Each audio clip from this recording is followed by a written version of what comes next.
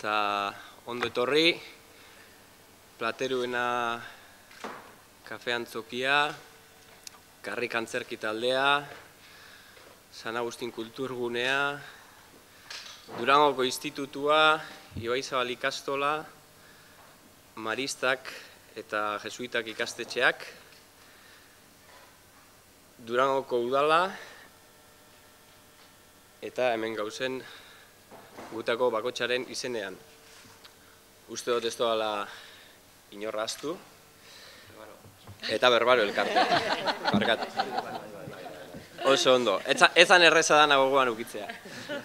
Edo zelan be, egunon barriro, lehenengo zilarraztea aurkezteko gagoz gaur hemen, eta zer daba zilarraztea. Zilarraztea Durangon urtero antolatuko dugun aste tematikoa da. Urte bakotxean ardatz bat aukeratuko dugu.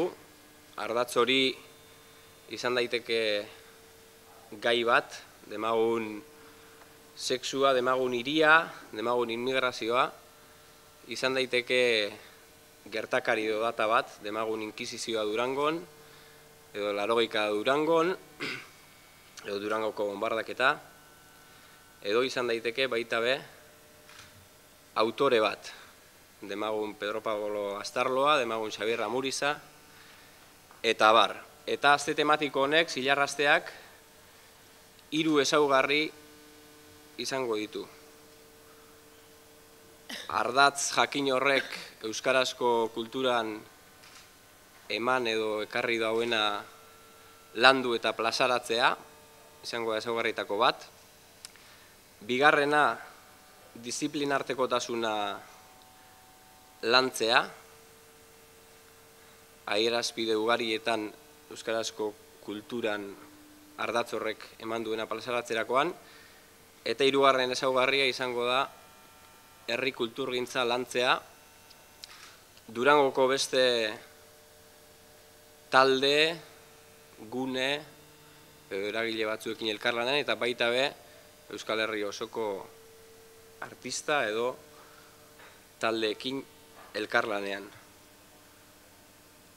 Horregatik da gaur post bat, honekin danekin batera, hemen agertzea. Eta lehendabiziko zilarrazte honetarako aukeratu dugun ardatza, Joseba Zerrenaindia idazle jurretarraren inguruan egitea aste tematikoa da. Zergatik, Joseba Zerrenaindiak ondo baino hobeto islatzen dituelako lehen aipatutako 3 ezaugarri horiek.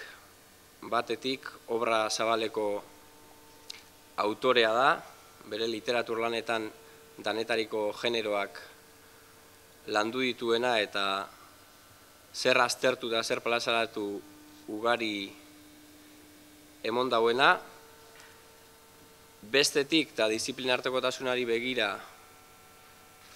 euskal idazlerik taularatuenetakoa eta musikatuenetakoa delako, eta 3.